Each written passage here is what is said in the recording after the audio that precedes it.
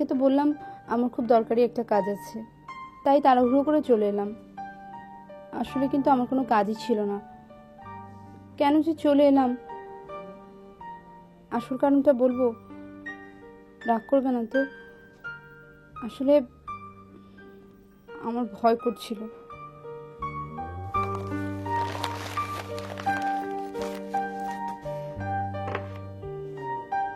সবসময় খালি ভয় আর ভয়। আমরা কি চুরি ডাকাতি আর মানুষ খুন করেছি যে সবসময় ভয় পেতে হবে?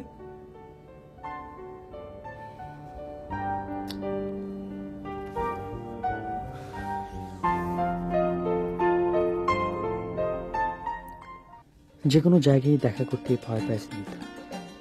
সারা শহরেই নাকি ওর আত্মীয় স্বজন ছড়ানো। সেসব আত্মীয়রা ধারালো চোখ নিয়ে সবসময় পথে পথে ঘুরে বেড়াচ্ছে স্নিগ্ধাকে দেখে ফেলার জন্য। স্নিগ্ধার বাড়িতে ফোন করার উপায় নেই, চিঠি লেখারও উপায় নেই। বাইরে দেখা করতে গেলে তো প্রায় একটা পঞ্চবার্ষিকই পরিকল্পনা করতে হয়। স্নিগ্ধা চিঠি লেখে প্রত্যেক চিঠিতেই সে আকুতি জানায়, কখন আমাকে দেখবে, আমাকে সে প্রতিদিন দেখতে চায়। অথচ দেখা করতেও ভয়। এ তো মহা মুশকিল। একসঙ্গে সিনেমায় যাওয়ার উপায় নেই, কোনো প্রকাশ্য জায়গায় পাশাপাশি বেড়াবার তো প্রশ্নই ওঠে না। একটা মাত্র জায়গা আছে, মিউজিয়াম, যেখানে এই শহরের মানুষগুলো সাধারণত যায় না, কিন্তু সেখানেও যাওয়া চলে না বারবার। স্নিগ্ধার ধারণা দারোয়ান চাপরাশিরা তাকে চিনে ফেলেছে। চিনে ফেললেই যে কি বিপদ তা বুঝি না আমি। চিনুক না, আমরা তো মিউজিয়ামে কিছু চুরি করতে যাচ্ছি না। এটাই শুধু বুঝতে পারি না, কেউ দেখে ফেললেই বা ভয়ের কি আছে? আমি স্নিগ্ধাকে ভালোবাসি, তাকে বিয়ে করার জন্য বদ্ধপরিকর। স্নিগ্ধা অন্য কাউকে বিয়ে করবে না। বাড়ির যদি খুব অমত থাকে, স্নিগ্ধা বাড়ি থেকে চলে আসতেও রাজি। স্নিগ্ধার বাড়ি থেকে আপত্তি করার বিশেষ কোনো কারণও নেই। আমি পড়াশোনায় ভালো ছিলাম, এখন মোটামুটি ভালো চাকরি করছি, পরিচ্ছন্ন সচ্ছল পরিবারের ছেলে।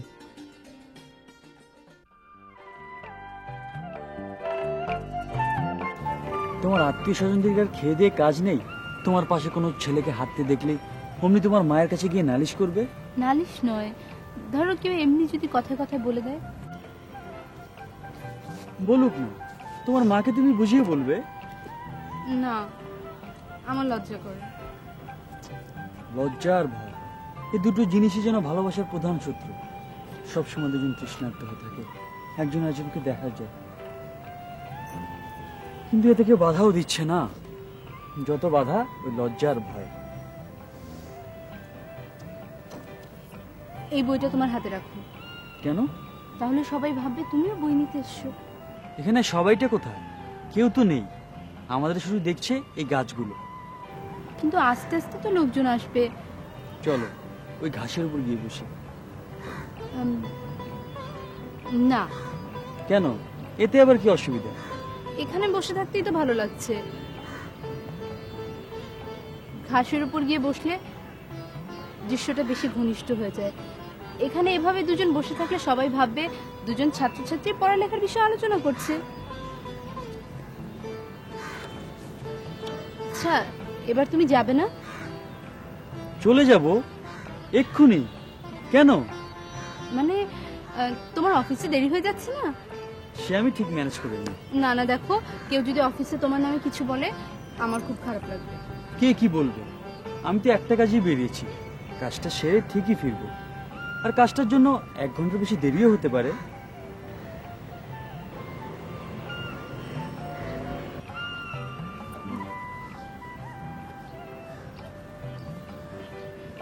এবার তুমি যাও। সে কি, তুমি আমাকে তাড়িয়ে দিচ্ছ? বা তোমার অফিসে দেরি হয়ে যাচ্ছে না? হোক। না না, আমার ভয় করে। আবার ভয়? আমার মতো একটা বাজে বিশ্রী মেয়েকে নিয়ে তুমি খুব বিপদে পড়েছো, তাই না?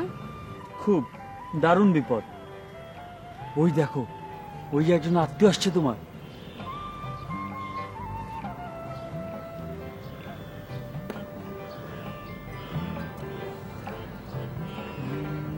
আচ্ছা, ওই গাছটার নিচে দাঁড়াতে তোমার কোনো আপত্তি আছে? কেন? ওখানে গিয়ে কি হবে? ওখানে দাঁড়ালে আমাদের কেউ দেখবে না। ওখান দিয়ে লোকজন হাঁটবে না বুঝি? যদি একটা লোককেও আসতে দেখি ওখানে, সঙ্গে সঙ্গে চলে আসবো, কথা দিচ্ছি। আচ্ছা।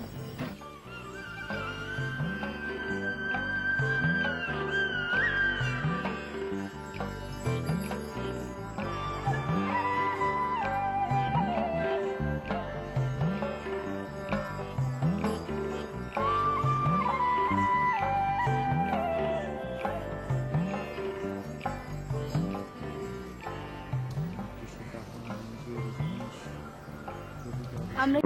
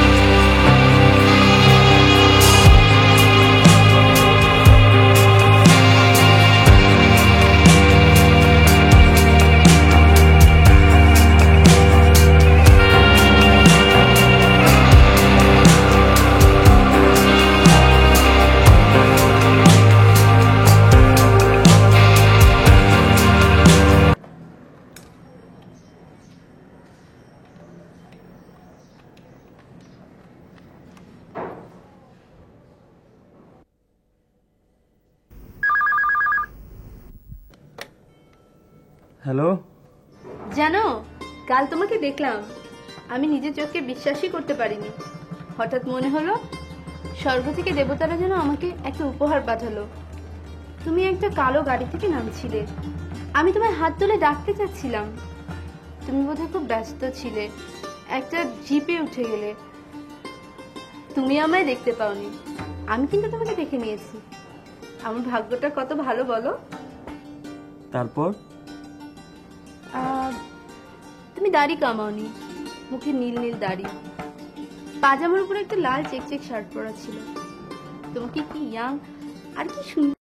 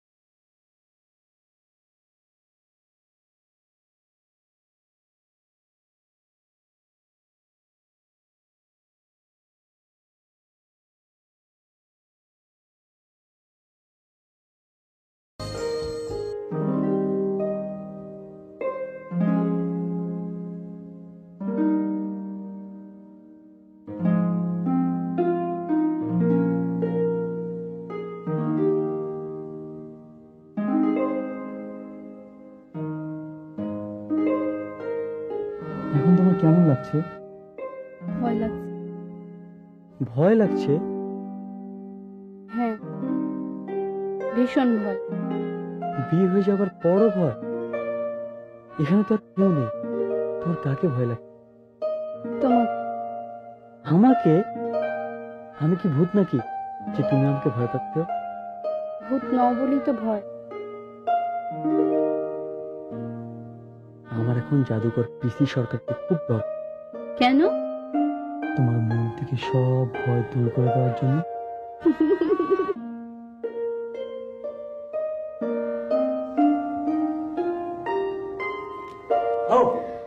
উফ, কি করলে? সব নষ্ট হয়ে যাচ্ছে তো। ওয়াও, তোমাকে দারুণ লাগছে। মনে হচ্ছে চলো বেরি। পরে গেলে হয় না? কেন পরে কেন?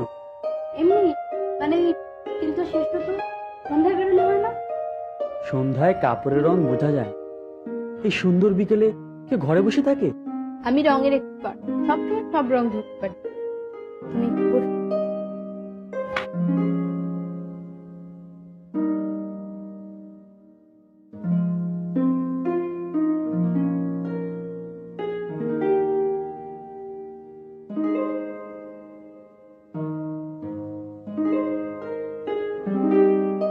তুমি আবার এসব কষ্ট করতে গেলে কেন?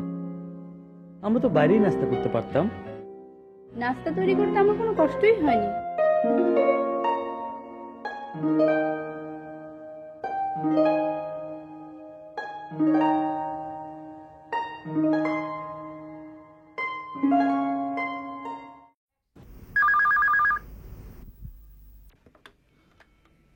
হ্যালো। খুব ব্যস্ত তাই না? এই মুহূর্তে তুমি আমার একমাত্র ব্যস্ততা। একটা কথা বলার জন্য ফোন করেছিলাম।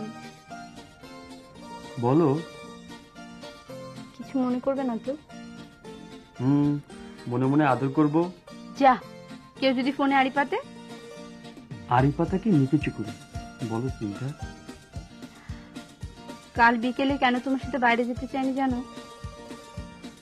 না বললে জানবো কি করে? আসলে আসলে আমার ভয় করছিল। ভয়? কেন? কেউ তোমাকে হুমকি দিয়েছে নাকি? হ্যাঁ। কে? তার নামটা বলো তো, আমি এক্ষুনি গিয়ে তাকে পৃথিবী থেকে উৎখাত করে আসি। বলো, কে তোমাকে হুমকি দিয়েছে? আমার মন। তোমার মন? ঠিক আছে, বিকেলে এসে তোমার মনের সাথে আমার যুদ্ধ হবে। এখনো তোমার মধ্যে এত ভয়ের বসবাস কেন? ভয় আছে বলি আমি তোমার মধ্যে আছি। তোমাকে আমার করে পারি। তোমার কথা ঠিক বুঝতে পারছি না চিন্তা। আমাদের বিয়ে হলো, আমরা আলাদা বাসা নিলাম, তবুও তোমার মধ্যে এত ভয় কেন? চলো ঘরের মধ্যে যাই। এখানে আরেকটু বসি, রাত একটু ঘন হোক, তখন নয় ঘরে যাওয়া যাবে। রাত একটু ঘন হলে না হয় এখানে এসে বসবো। এখন চলো যাই। প্রথম সন্ধ্যা, আমার স্নিগ্ধ একটু মন ভরে দেখি। চলো না প্লিজ, ঘরে যাই। তোমার কি শরীর খারাপ? না, আমার শরীর মন খুব ভালো আছে। চলো ঘরে যাই।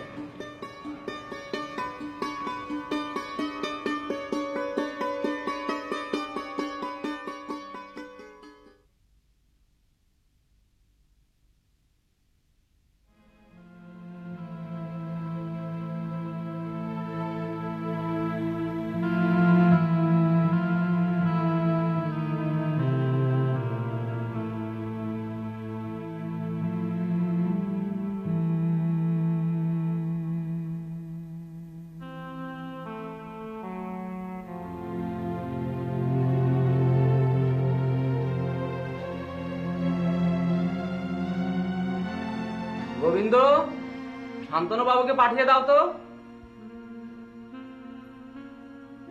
ওয়েলকাম ওয়েলকাম মিস্টার শান্তনু, বসুন বসুন। Anything major problem doctor? Problem তো একটা আছেই।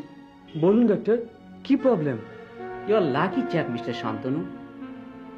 আপনার জন্য আপনার স্ত্রীর প্রচন্ড ভালোবাসা, প্রচন্ড ইমোশনাল লাভ ফর ইউ। এই প্রচন্ড ভালোবাসা এই প্রচন্ড ফিলিংস যা আপনার জন্য প্রবলেম মনে হচ্ছে। আপনি খুব ভাগ্যবান মিস্টার শান্তনু। এই সময়ে এমন চমৎকার একটি মেয়ের এক আকাশ সমান ভালোবাসা আপনি পেয়েছেন। জীবনেও আপনাদেরকে আর কখনো আমার মতো সাইকিয়াট্রিস্টদের কাছে আসতে হবে না। দুজনে মিলে আপনারা ভালোবাসুন সারা জীবন, এই কামনা রইল আপনাদের জন্য। Thank you doctor, thank you. Thank you.